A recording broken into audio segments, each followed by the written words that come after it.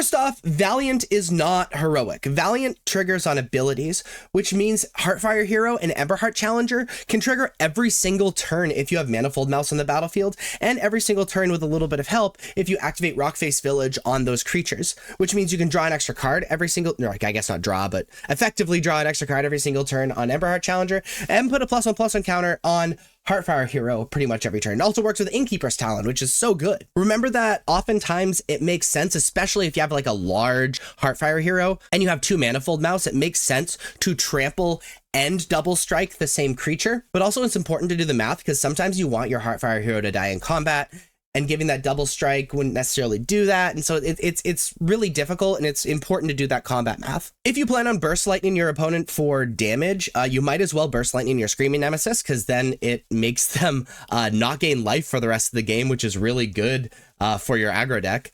But also remember, cards like Scorching Shot that are meant to get rid of opponent's creatures can also just be used on your own Screaming Nemesis to deal 5 direct damage to your opponent for 2 mana, which is very good and can often finish the game. I don't talk a lot about bluffing on this channel, but when you have a deck that famously has cards like Snakeskin Veil in their deck, leaving a green up for what seems like no reason can scare your opponent into thinking you have Snakeskin Veil, and can cause them to play in suboptimal ways to play around Snakeskin Veil even if you don't have it. And so that's important to remember as well.